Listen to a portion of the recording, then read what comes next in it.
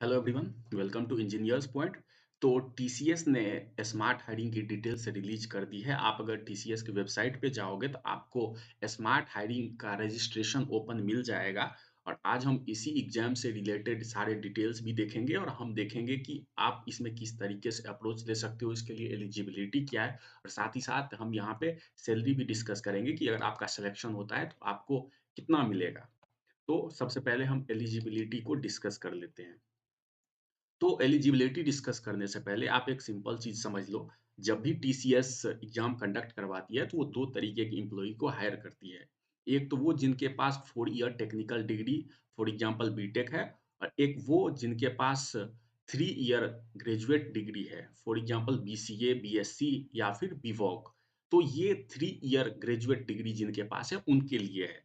For example आपके पास BSc का degree हो सकता है, मैथ, स्टैटिस्टिक्स, फिजिक्स, केमिस्ट्री या फिर किसी भी तरीके का ग्रेजुएशन सर्टिफिकेट आपके पास होना चाहिए। और इसमें हर एक ग्रेजुएट एलिजिबल है अगर आपके पास 3 ईयर ग्रेजुएट डिग्री है तो।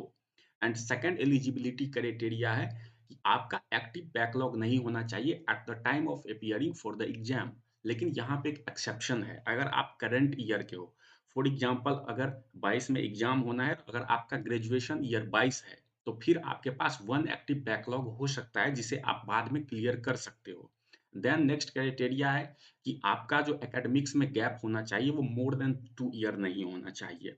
ये हाईएस्ट एजुकेशन से पहले का आपका एजुकेशन गैप के बारे में है। फॉर एग्जांपल अगर आप ग्रेजुएट हो चुके हो तो उसके बाद का गैप आपका कंसीडर नहीं किया जाएगा। लेकिन अगर आपने 12th के बाद 2 साल का ब्रेक लिया था एजुकेशन में तो वो काउंट किया जाएगा। और अगर आपके साथ ऐसा कंडीशन है तो फिर आप इस एग्जाम के लिए एलिजिबल नहीं होते हो।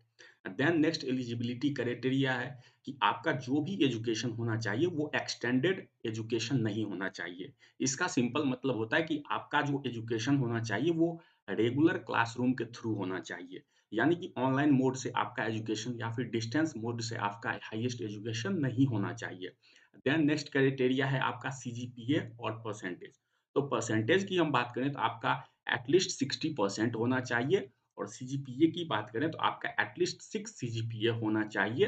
कहीं-कहीं पे आपको 5 सीजीपीए एंड 50% भी दिख जाएगा, लेकिन उस केस में आपको कहीं न कहीं इश्यू आ जाएगा।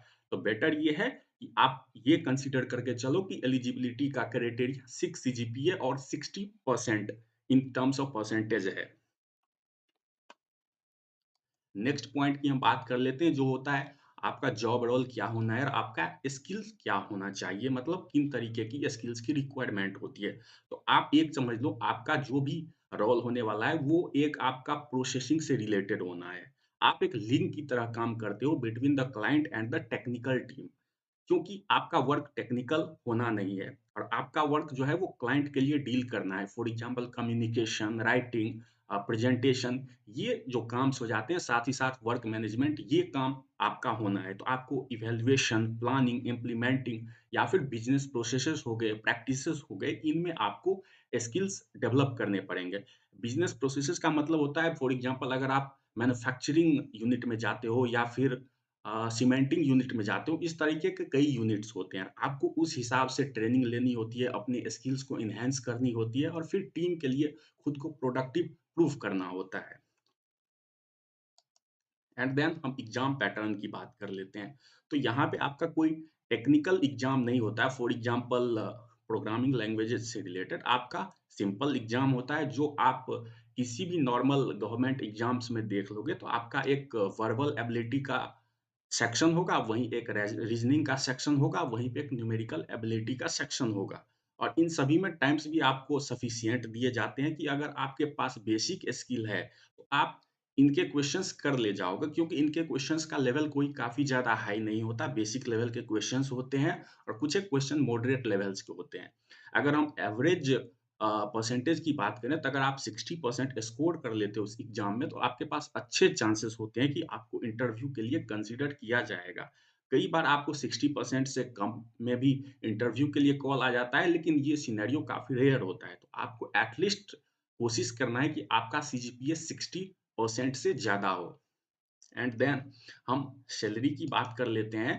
तो एज़ अ फ्रेशर अगर आप कंपनी को जॉइन करते हो यहाँ पे हमने जो भी कंसीडर किया हुआ है क्राइटेरिया वो एक फ्रेशर के लिए किया हुआ है। अगर आप एक्सपीरियंस्ड कैंडिडेट हो देन देयर इज़ पॉसिबिलिटी कि आपकी सैलरी काफ़ी ज़्यादा हायर हो। लेकिन अगर आप फ्रेशर हो और आप फर्स्ट टाइम अपने जॉब के लिए जा रहे हो, तो आपका जो एनुअल पैकेज होगा वो अराउंड 2.5 एलपीए होगा और आपका मंथली पैकेज जो होगा वो अराउंड 2.8 थाउज़ेंड के अराउंड होगा। और इसमें भी बात करें तो मंथली पैकेज में काफ़ी ज़्यादा डिडक्शंस हो जाते हैं। आपको जो सैलरी मिलती है वो अराउंड 18 टू 19 के अराउंड होती है और ये आपका और उसके बाद जो सैलरी होता है आपका वो आपके परफॉर्मेंस पे डिपेंड करता है आप किस तरीके से टीम के लिए बेटर हो and thanks that's all for today if you have liked the video please subscribe the channel like the video and share the video